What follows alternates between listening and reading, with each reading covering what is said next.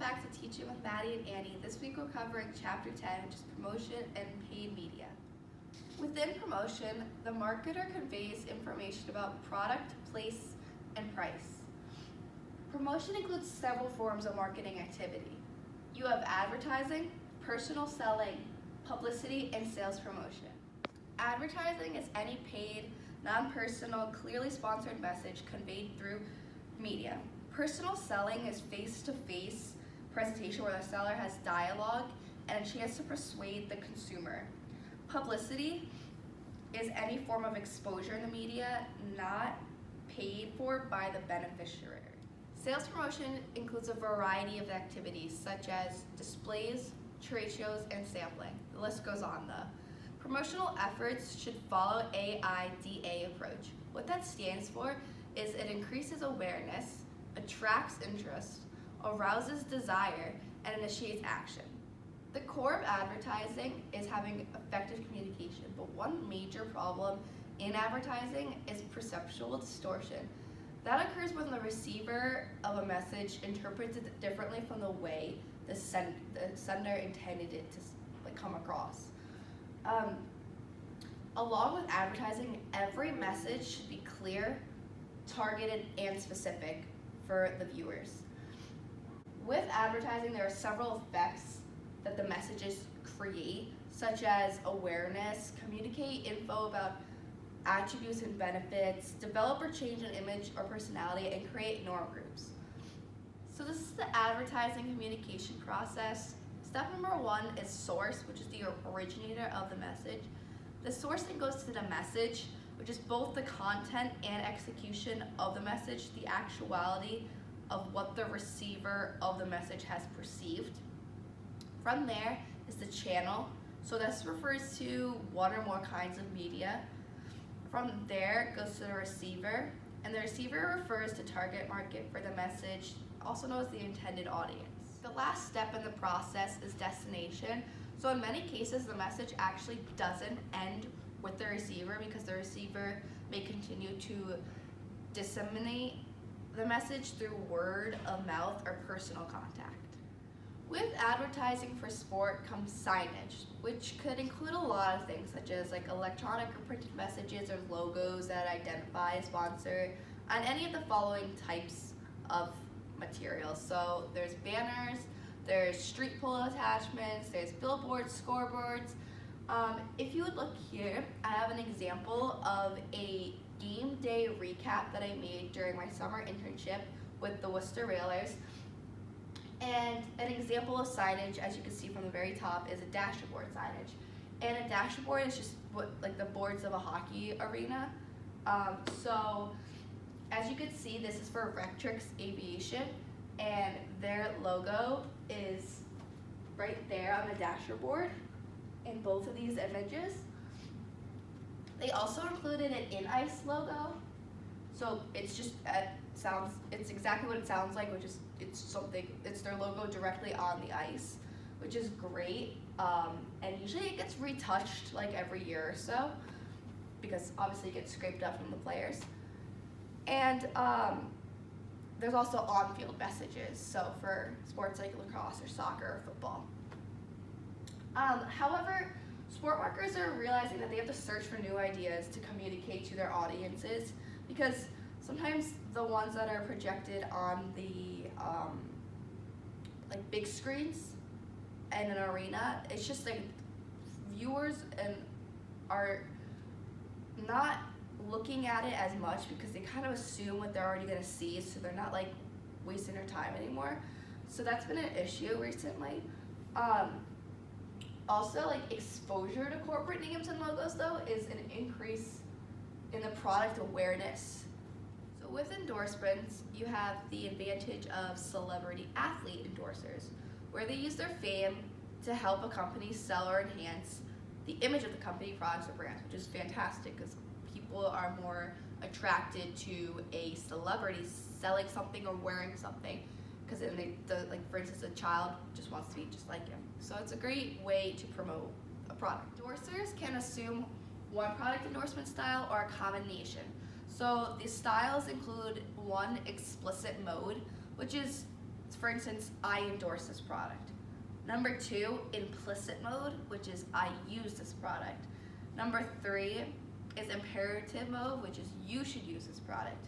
Number 4 is co-present mode, where an athlete merely just appears in some setting with the product. So how can corporations minimize the risk of using celebrities as endorsers?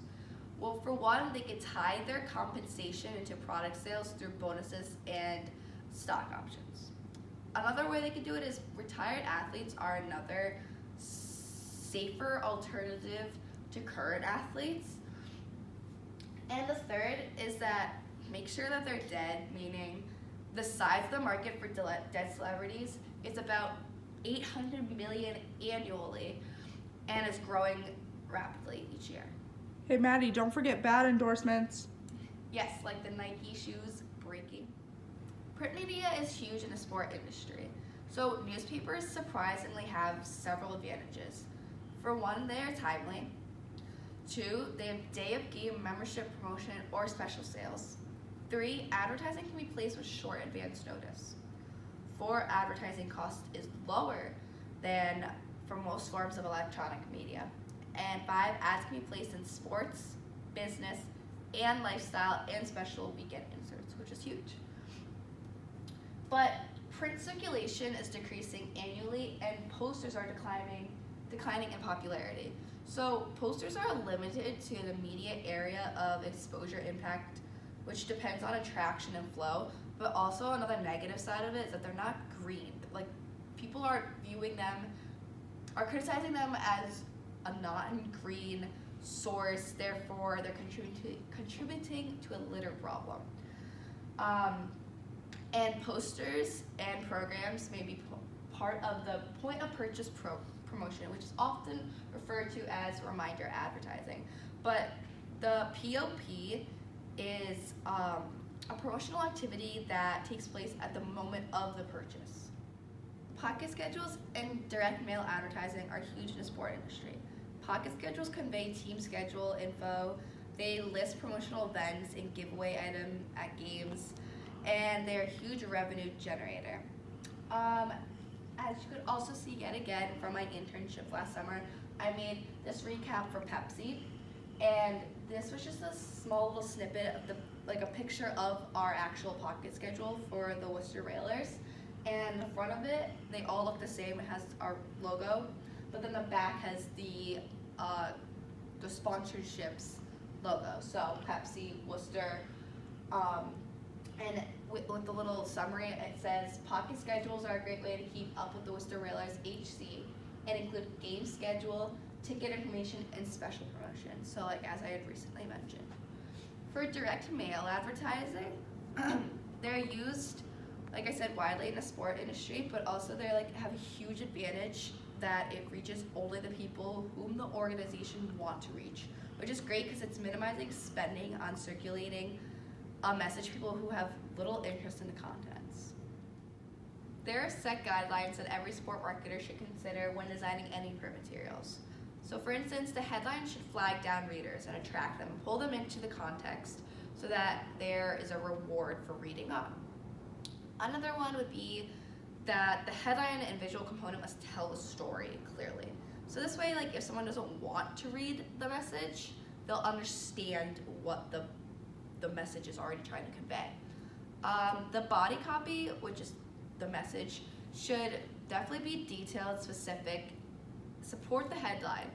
And lastly, the reader should know what the next steps are after seeing the billboard or the print ad. So the main electronic media is television. So this is the most notable cost for teams because they have to buy into this package of broadcasting. Most of the time they buy into one of 3 most profitable networks, and they're NBC, CBS, and ABC.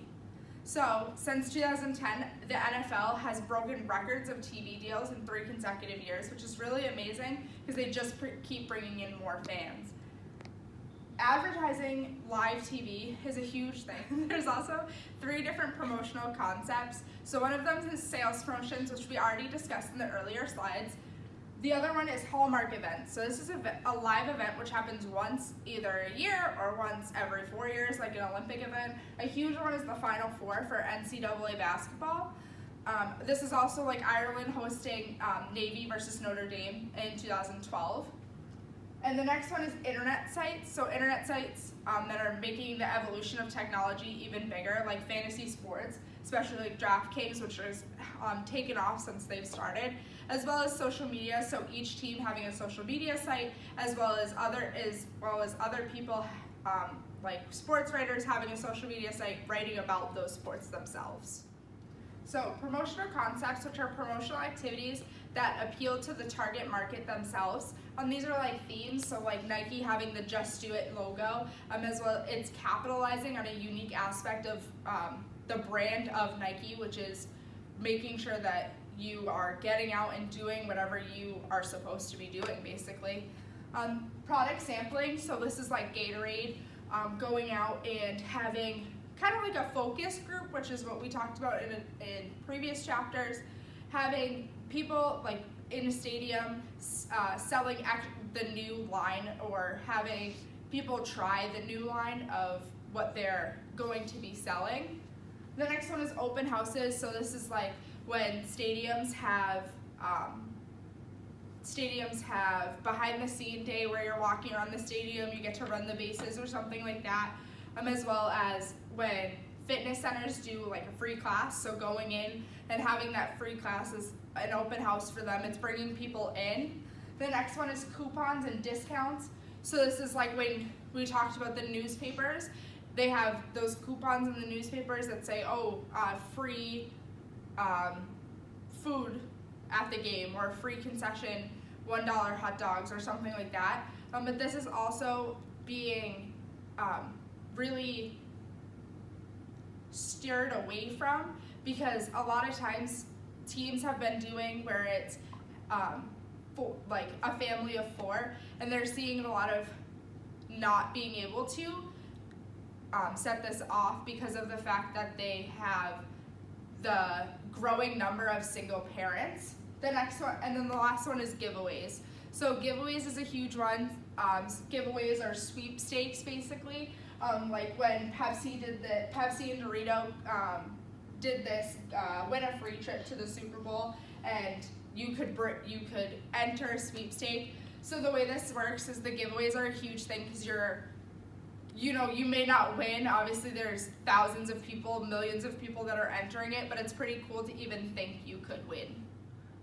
So, promotional planning model, this is the ultimate goal. You gotta move those people up the elevator like we talked about last week when we showed that the escalator complex. So this is the same thing. The ultimate goal for sports teams is bringing in those new fans and making sure that people are still moving up the chain and coming to more games. So the first one is level 1 light users. So these are people that are first timers. They got free tickets to the game. Maybe they're going there because they're visiting and they've always wanted to go to Fenway Park, or they've always wanted to go to Yankee Stadium. These are people that aren't going to the game for the game, they're going for the experience, whether it be if they're going like on an outing for work or anything like that. These are whether they're playing an opponent that they like, or the weather's just nice enough to go to a game, or maybe there's even a special event going on at the game, like their town is singing the national anthem. Level 2 users are those medium users. So these are people that come to about 10 to 20% of home games. So they're going to those home games, they're showing up for the team. And then the third one is those heavy users. So level 3 is people that are coming that either have season tickets or they have half season tickets. They're coming to all the games, they're watching at home, they're getting in the parks. And this is really important because those are the high users, those are the people that keep coming back, and making sure that we're retaining them is a huge thing for sports teams. So our SBJ article this week was for the Entercom Details National Strategy. So this is the Entercom that bought the CBS Sports radio station. This is also creating a new platform because they're bringing in more celebrities, they're bringing in more people that's going to endorse this channel or this radio station, which is the radio station itself is like we talked about, a media platform, And then bringing in new people, like I said, is the endorsement, which is really nice. And then bringing in opportunity for growth, being able to be on a national level,